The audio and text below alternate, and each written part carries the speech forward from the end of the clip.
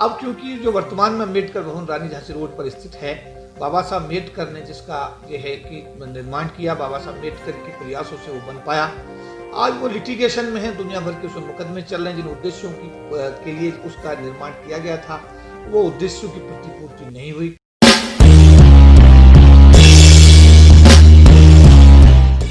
पूरे देश में SC/ST संगठनों के महासंघ के राष्ट्रीय महासचिव KP चौधरी जी से बहुजनों के मुद्दों पर आज हम वार्ता करेंगे। मैं ज्योति अंबेडकर और आप देख रहे हैं समता आवाज टीवी की यह खास खबर। चौधरी साहिब राष्ट्रीय अंतर्राष्ट्रीय स्तर पर बहुजनों की आवाज को प्रमुखता से रखते हैं। हालांकि वह सरकारी नौकरी में है, फिर भी समाज की आवाज को निडरता से रखते हैं।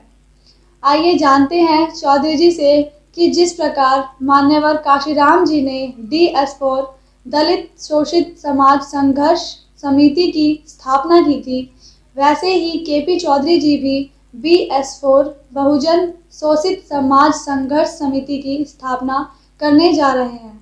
आइए जानते हैं KP चौधरी जी से कि उन्होंने DS4 होने के बाद भी BS4 समिति बनाने का निर्णय क्यों लिया। देखिए, इसका मतलब यह है कि जब मान्यवर काशीराम जी सरकार की नौकरी में थे और जब ज्यादती चरम सीमा पर हुई तो उन्होंने अपनी नौकरी से इस्तीफा दिया।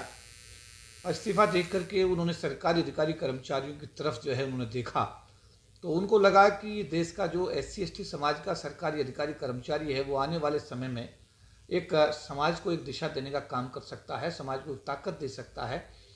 उसी को ध्यान में रख करके उन्होंने सभी सरकारी अधिकारी कर्मचारियों का संगठन के रूप में DS4 की स्थापना की और उसके बाद उसको बामसेफ में तब्दील किया।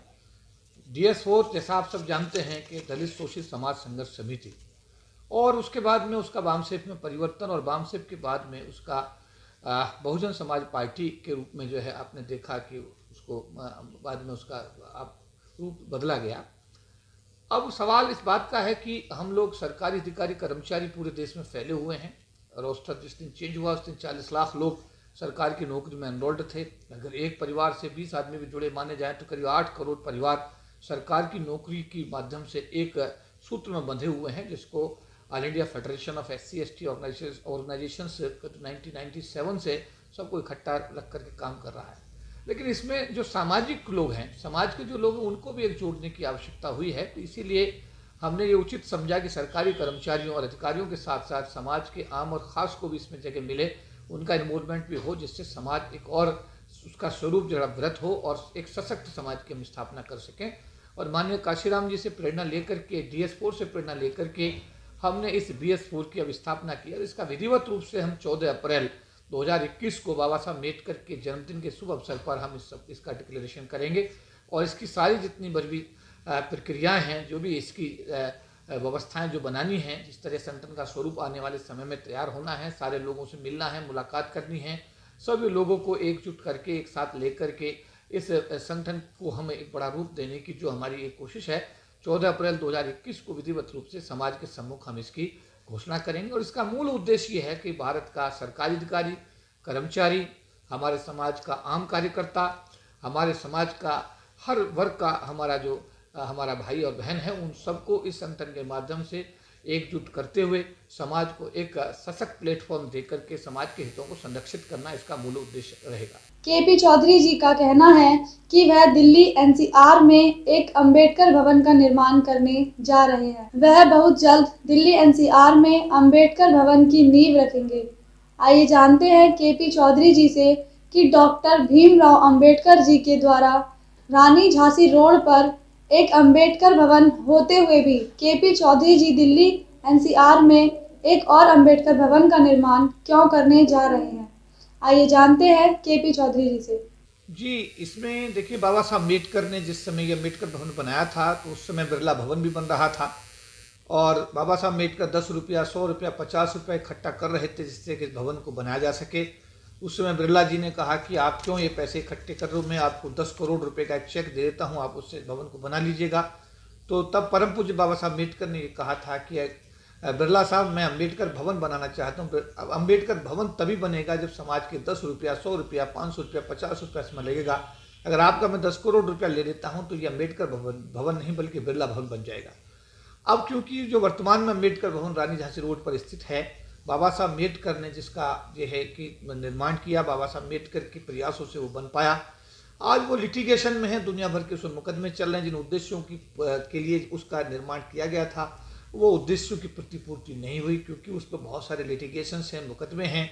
वहाँ जो चीज़ें होनी चाहिए थी वो नहीं हो पा रही हैं। तो इन सब को देख करके ये तय किया गया कि क्यों ना दिल्ली के अंदर एनसीआर के अंदर एक नया अम्बेडकर भवन बना करके समाज को समर्पित किया जाए, जिसमें एक बड़ा 500 लोगों का एक कॉन्फ्रेंस हॉल हो, जिसके अंदर एक बौद्ध विहार हो, जिसके अंदर एक मीडिया सेंटर हो, जिसके अंदर एडमिनिस्ट्रेटिव ब्लॉक हो, जिसके अंदर 100 बच्चों के पढ़ने के लिए वहाँ पर जो है एक हॉस्टल हो, 100 लोगों के रहने के लिए 5 स्टार होटल की तर्ज पर यहाँ पर गेस्ट हाउस हो। इसके बाद डॉक्टर अम्बेडकर पुस्तकालय हो, और इसके साथ साथ एक फ्लोर पर बच्चों के पढ़ने के लिए सिविल सेंटर, सिविल सर्विसेज की तैयारी के लिए, इंजीनियरिंग की तैयारी के लिए, मेडिकल तैयारी के लिए यहाँ पर एक सेंटर बनाया जाए। तो इन सब मुद्दों को ध्यान में रख करके ये तय किया गया कि दिल्ली एनसीआर के अंदर एक उपयुक्त जगह ली जाए, जिसके लिए कौशाम्बी जो हमारा आनंद विहार ISBT के साथ वहाँ पर जगह फाइनल की गई है और जगह की प्रक्रिया अभी चल रही है।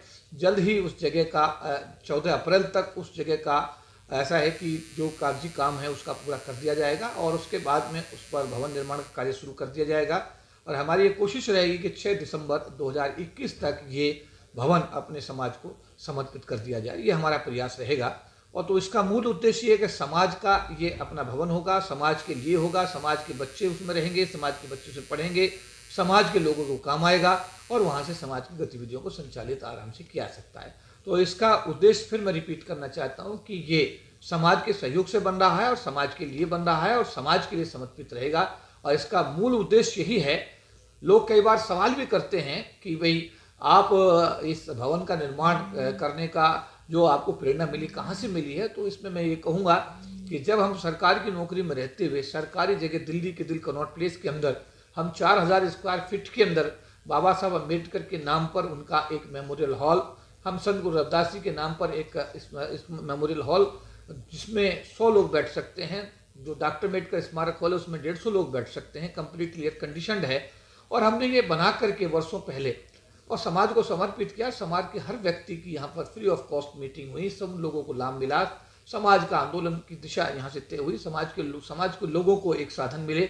तो हमने ये सोचा कि ये जगह सरकार की है, भले ही ये अब हम लोग इसको संचालित कर रहे हैं, लेकिन क्योंकि जगह सरकार की है तो यहीं से हमारे दिल में एक बात आई कि निश्चित रूप से एक जगह अपनी भी होनी चाहिए जो अपने खुद के संगठन के नाम हो। तो इसका नाम इसीलिए वालिक हाउस डॉक्टर अम्बेडकर बहुजन प्रेरणा केंद्र रखा गया है, जहाँ से बहुजनों की जो सारी गतिविधियों को संचालित करने का एक निर्णय लिया गया। तो मेरा समाज के सभी भाइयों से, बहनों से, जो देश विदेश में रह रहे हैं, सभी से ये अनुरोध रहेगा कि इस पावन कार्य में आप हमारे प्रेरणा स्रोत बने, आप अपना मार्गदर्शन हमको दें, जिससे कि यथाशीघ्र समय सीमा में इस अम्बेडकर बहुजन प्रेरणा स्थल बनाया जा रहा है बाबा साहब के नाम पर, इस समाज को समर्पित किया जा रहा है।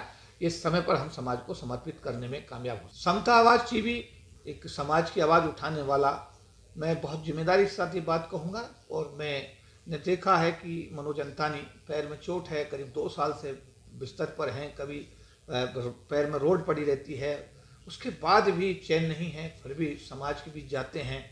और पैर में घाव है, पैर में चल नहीं सकते, उसके बावजूद भी भाग दौड़ करने में मैं देखता हूँ कि कोई कमी छोड़ते नहीं है। समता आवाज़ को जन जन समाज की जो आवाज़ है, समता आवाज़ समाज की आवाज़ बन गया है। और समाज की आवाज़ को उठाने का मनोज अंतानी जी बहुत ईमानदार जिम्मेदारी के साथ प्रयास कर रहे हैं। और मेरे से भी जो सहयोग हो पाता है, मैं भी समता आवाज़ को आगे बढ़ाने में कोई कसर बाकी नहीं छोड़ता हूँ। तो मेरा समाज के लोगों से ये अपील है कि आप समता आवाज़ टीवी को जो भी सहयोग आप दे सकते हैं, कई प्रकार का सहयोग हो सकता है, आप आर्थिक सहयोग भी दे सकते हैं, आप बढ़िया एंकर्स भी दे सकते हैं, आप स्टाफ की सुविधा भी दे सकते हैं, आप साधन के रूप में उनको और भी चीज़ें दे सकते हैं, आने जाने के आप साधन दे सकते हैं, बहुत सारी चीज़ें, आप कंप्यूटर भी दे सकते हैं। मैं भी देता हूं, जब जरूरत पड़ती है, मुझसे जब कोई बात कही जाती है तो मैं भी उनको हर प्रकार का सहयोग प्रदान करता हूं। तो मेरा आपसे यही अनुरोध रहेगा कि अगर किसी प्रकार का सहयोग आप सक्षम हैं बाबा साहब के आशीर्वाद से, समता आवाज़ टीवी को आप सहयोग प्रदान करें, जिससे कि और मजबूती के साथ जन जन की समाज की आवाज़ को उठा सकें। बहुत सारे लोग हैं इस समय किसान आंदोलन में बहुत अच्छा टीआरपी ले रहे हैं, बहुत अच्छे विज्ञापन आ रहे हैं, बहुत अच्छा पैसा कमा रहे हैं, लेकिन आज भी ये समाज के मुद्दों को लेकर के दिन रात चिंतित हैं और समाज की आवाज़ को बहुत ईमानदारी के साथ, बहुत जिम्मेदारी के साथ उठाने का काम कर रहे हैं। तो मैं इनको साधुवाद देता हूँ और समाज से अपील करता हूँ कि जो भी सहयोग आप इस समता आवाज़ टीवी चैनल को दे सकते हैं, निश्चित रूप से आपको देना चाहिए। सब्सक्राइब करें आपके अपने चैनल समता आवाज़ टीवी को, बेल आइकन दबाना ना भूलें सबसे पहले हमारी वीडियो देखने के लिए।